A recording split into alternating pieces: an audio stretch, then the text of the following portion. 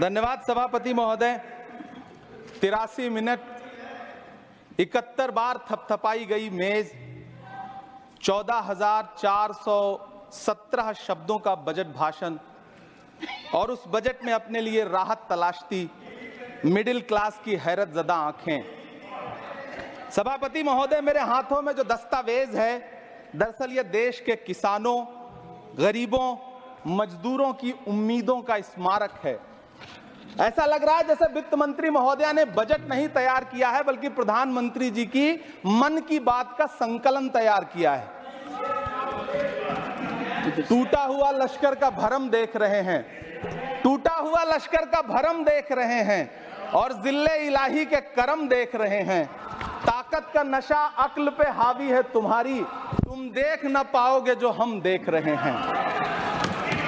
वित्त मंत्री महोदया ने इस बजट में महंगाई पर सिर्फ 10 शब्द बोला है। जिस देश में टमाटर 100 रुपए किलो बिक रहा हो, सभापति महोदय मेरा टाइम पॉज करें और बार बार इंटरप्ट करने को या तो मना करें। हाँ बोले, कृपया बोले। सभापति महोदय, वित्त मंत्री महोदया ने इस बजट में महंगाई पर सिर्फ 10 शब्द बोले हैं। जिस देश में टमाटर 100 रुपए किलो बिक रहा हो, उस देश की वित्त मंत्री के पास बजट में महंगाई पर बोलने के लिए सिर्फ 10 शब्द है। डीजल, पेट्रोल, आटा, चावल, दाल, सब्जी की महंगाई का तो कोई जिक्र ही नहीं। सावन चल रहा है तो प्याज और लहसुन का दाम पूछना तो शायद पाप होगा। मैंने तो यह भी सुना है कि वित्त मंत्री जी जो चीज खुद नहीं खाती हैं, उसके दाम से उनका कोई लेना देना नहीं होता। लेकिन इस बार बजट पेश करने के लिए पार्लियामेंट आने से पहले वित्त मंत्री जी ने दही और चीनी खाई थी। अब तो उनसे यह पूछा जा ही सकता है कि उन्हें दही, दूध और चीनी का रेट तो इन दिनों पता ही होगा। क्या उसे सस्ता करवाएंगी या नहीं सस्ता करवाएंगी? अगर पता है तो कृपया सस्ता करवाइए, क्योंकि इसी चीनी ने अमेठी में एक मंत्री महोदया का राजनीतिक कैरियर कड़वा कर दिया। सभापति महोदय, अपने शीश महलों में बैठे हुए सरकार के सांसद और मंत्री कह रहे हैं कि महंगाई कम हो रही है। संसद की कैंटीन से बाहर निकल करके एक चाय का कप खरीदिए, तब समझ में आएगा कि महंगाई कम हो रही है या बढ़ रही है। किसी एक दिन अपनी किसी मजदूर की तरह अपनी दिन भर की दिहाड़ी लेकर के बाजार जाइए और अपने बच्चों के लिए राशन खरीदिए, तब पता चलेगा कि महंगाई कम हो रही है या नहीं हो रही है। यहां बैठ करके बड़ी बड़ी बातें करना आसान है। ये चूनर धानी धानी भूल जाते, ये पुरवा की रवानी भूल जाते, जो आकर 4 दिन गांव में रहते तो सारी लंतरानी भूल जाते। सभापति महोदय, इलेक्टोरल बॉन्ड खरीदने के नाम छुपाने वाली सरकार, इलेक्टोरल बॉन्ड खरीदने वालों के नाम छुपाने वाली सरकार इन दिनों आम के ठेला लगाने वालों के नाम जानना चाहती है। मुझे तो होटलों, ढाबों या आम के ठेलों पर नेम प्लेट लगवाने वालों से पूछना है कि कभी खून की बोतल पर देखा है किसी का नाम लिखा हुआ? मुझे पूछना है कि क्या कोरोना के दौरान अपनी उखड़ती हुई सांसों के लिए ऑक्सीजन तलाशने वाले किसी इंसान ने ऑक्सीजन लाने वाले किसी इंसान से पूछा था कि ऑक्सीजन लाने वाला इंसान हिंदू है या मुसलमान है? मुझे पूछना है कि लावारिस लाशों के लिए कोरोना में कांधा देने वाले, चिताओं के लिए लकड़ियां सजाने वाले किसी इंसान से पूछा गया था उसका नाम, उसका मजहब? लेकिन इन दिनों पूछा जा रहा है। सभापति महोदय, अफसोस देश के प्रधानमंत्री जी ने कभी न टूटने वाली चुप्पी ओढ़ ली है। सभापति महोदय, जनता ने 63 सीटें कम क्या कर दी, ये सरकार तो अमृतकाल का नाम लेना ही भूल गई। ये भूल गई है अमृतकाल को, ये भूल गई है मनरेगा को, ये भूल गई है मौलाना आजाद नेशनल फेलोशिप को, ये भूल गई है मणिपुर को, ये भूल गई है महाराष्ट्र को।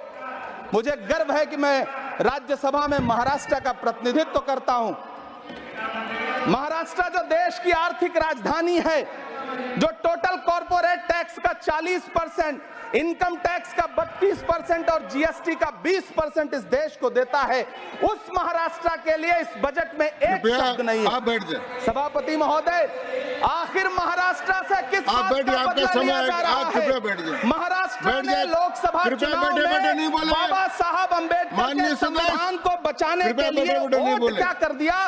प्रधानमंत्री जी तो महाराष्ट्र से बदला लेने पर उतर आए। अब तो शायद उन्हें याद भी ना हो यवतमाल का वो दाभड़ी गांव जहां 20 मार्च 2014 को वो किसानों के साथ चाय पर चर्चा करने गए थे और उनकी किस्मत बदलने के सपने दिखाए थे। उसी यवतमाल में पिछले 6 महीने में 132 किसानों ने आत्महत्या की है। सभापति महोदय, महाराष्ट्र में हर महीने 209 किसान आत्महत्या कर रहे हैं। राज्य सरकार द्वारा सौंपा गया आंकड़ा बताता है कि 1 जनवरी से 31 मई के बीच 1046 किसानों ने आत्महत्या की है। लेकिन अफसोस, इस बजट में महाराष्ट्र के किसानों के लिए कुछ भी नहीं है। किसानों से चिढ़ी हुई सरकार ने बजट में किसानों के एमएसपी की लीगल गारंटी नहीं दी। लेकिन याद रखिएगा, जो किसान का नहीं वो हिंदुस्तान का नहीं। सभापति महोदय, मुझे वित्त मंत्री जी से पूछना है कि वो जो कुछ साल पहले 100 स्मार्ट सिटी बनाने का ढोल पीटा गया था, सुना है उस ढोल में पानी भर गया है, इसीलिए आपने उसका नाम बदल करके सिटीज ऑफ ग्रोथ हब्स रख दिया है। अच्छा है, नाम बदलने का खेल खेलते रहिए, आपकी कई सरकारें तो इसी वजह से चल रही हैं। इस सरकार को पढ़े लिखे लोगों से दिक्कत है सभापति महोदय, इसीलिए इस सरकार ने यूजीसी का बजट 66% कम कर दिया है। वाह सरकार। सभापति महोदय, मैं वित्त मंत्री जी के संज्ञान में लाना चाहता हूं कि किशनगंज में एएमयू सेंटर के पास 224 एकड़ जमीन है। यूपीए सरकार ने सोनिया गांधी जी की अगुवाई में 136 करोड़ रुपए एएमयू किशनगंज सेंटर के लिए सेक्शन किए थे।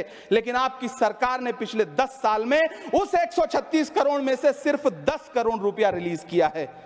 1.5 करोड़ की आबादी वाला सीमांचल बेहतर शिक्षा के लिए उस सेंटर की बाट जोह रहा है। मेरा आपसे सवाल है कि इस सेंटर का बाकी पैसा आप कब रिलीज करेंगे? मुझे उम्मीद है वित्त मंत्री महोदया जवाब जरूर देंगी। सीमांचल उसी बिहार में आता है जिसकी बैसाखी के सहारे आपकी सरकार चल रही है। वहां के लोगों को एम्स की जरूरत है। महानंदा और कोसी से होने वाली बाढ़ की तबाही को रोकने के लिए बांध बनाइए, सीमांचल के साथ सौतेला व्यवहार बंद करिए। इकोनॉमिक कॉरिडोर बनाने से किसी राज्य का विकास नहीं होगा, विकास होगा स्वास्थ्य और शिक्षा के बुनियादी मुद्दों के लिए बजट देने पर। सभापति महोदय, एक तरफ तो इस बजट में पीएम आवास योजना के तहत 3 करोड़ अतिरिक्त मकान देने की घोषणा है और दूसरी तरफ लखनऊ के अकबर नगर में 1280 वो मकान हैं जिन्हें रिवर फ्रंट बनाने के नाम पे बुलडोजर से जमींदोज कर दिया गया। सभापति महोदय, लोग चीखते रहे, बच्चे बिलखते रहे, वसुधैव कुटुंबकम का नारा लगाने वाली सरकार इंसानों के घरौंदे उजाड़ कर जश्न मना रही है। सभापति महोदय, मेरा बहुत भावुकता के साथ देश के प्रधानमंत्री से सवाल है कि इन उजड़ते हुए मकानों और बेघर होते हुए घरों को देख करके आपको नींद कैसे आती है, आप सो कैसे पाते हैं? मेरा सवाल है इस देश के प्रधानमंत्री से, या तो लोगों के घरौंदे उजाड़ना बंद करिए या फिर करोड़ों मकान बनाने की झूठी घोषणाएं करना बंद करिए। यह बजट झूठ का पुलिंदा है। यह बजट आपके पिछले साल के बजट का कट कॉपी पेस्ट है। यह बजट हमारे चुनावी घोषणा पत्र की नकल करने की एक बेईमान कोशिश है। लेकिन कहावत है ना कि नकल के लिए भी अकल चाहिए। मेरे हाथ में एक तरफ न्याय पत्र है जो हमारा है और दूसरी तरफ अन्याय पत्र है जो आपका है। इस सरकार को आलोचना सुनने की आदत नहीं है सभापति महोदय। जब आप इनसे सवाल पूछिए तो ये कहते हैं कि आप बताइए 70 साल में आपने क्या किया है। मैं तो इस सदन में कहना चाहता हूं सभापति महोदय कि हमसे 70 साल का हिसाब मांगने वालों, जो सरकार अपना चलाया हुआ 2000 का नोट 7 साल नहीं चला सकी, वो हमसे 70 साल का हिसाब मांगती है। सभापति महोदय, मैं अंत में आपसे यह कहना चाहता हूं, यह बजट बैसाखी पर टिकी हुई सरकार का कुर्सी बचाओ बजट है। इस बजट में राज्यों के साथ, किसानों के साथ, नौजवानों के साथ, महिलाओं के साथ, देश के मिडिल क्लास के साथ अन्याय किया गया है और इस अन्याय का खामियाजा आपको महाराष्ट्र, हरियाणा और झारखंड के चुनाव में भुगतना पड़ेगा। सभापति महोदय, इस सरकार ने नोटबंदी लगाकर देश की आम जनता की पूंजी कृपया छीन ली। बैठे बैठे नहीं बोले, गब्बर सिंह कृपया। टैक्स लगा करके छोटे व्यापारियों के कारोबार छीन लिए, पेपर लीक करवा करके युवाओं की आंखों से नौकरी के सपने छीन लिए, अग्निवीर लाकर देश के जवानों की उम्मीदें छीन ली, बुलडोजर लगाकर लोगों के आशियाने छीन लिए, महंगाई लाकर देश की जनता की थाली से निवाले छीन लिए और नारा लगाया कि हम तो सेवक हैं, 18-18 घंटे काम करते हैं। इन्हीं लोगों के लिए किसी ने शेर कहा है कि जो सच और झूठ में दूरी है वो दूरी समझते हैं, सियासी हाकिमों की हम भी मजबूरी समझते हैं, वो अपना हक समझते हैं निवाला छीन लेने को, डकैती को बहुत से लोग मजदूरी समझते हैं। हमें पता है कि कैसी मजदूरी की जा रही है। सभापति महोदय, मैं यहाँ खड़ा होकर के अंत में आपसे कहना चाहता हूं कि इस बजट में तमाम राज्यों के साथ अन्याय किया गया है,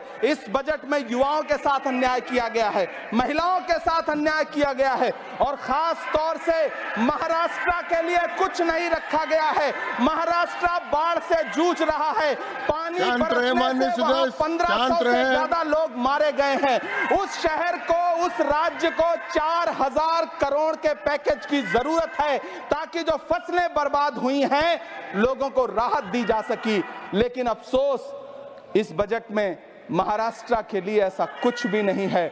मैं आखिर में यह कहना चाहता हूं कि पिछले 7 दिन से इस बजट का बड़ा ढिंढोरा पीटा जा रहा है, इसे महान बताया जा रहा है, लेकिन कौन महान बता रहा है? सत्ता पक्ष के लोग, उन्हें तो बताना ही है, क्योंकि मैं अवध क्षेत्र से आता हूं, प्रतापगढ़ से, नीरज भाई भी अवध और पूर्वांचल से आते हैं। वहां एक कहावत है कि बिटिया की तारीफ किसने की? बिटिया की महतारी ने, यानी कि बेटी की प्रशंसा किसने की? मां ने। तो इस बजट की तारीफ सत्ता पक्ष करे तो करेगा ही, लेकिन विपक्ष के एक भी सांसद से आप पूछिए कि क्या उसके राज्य को कुछ मिला है, तो वो ये कहेगा कि नहीं, कुछ भी नहीं मिला है। बहुत बहुत धन्यवाद सभापति महोदय, मुझे आम बजट पर अपनी राय रखने के लिए। धन्यवाद।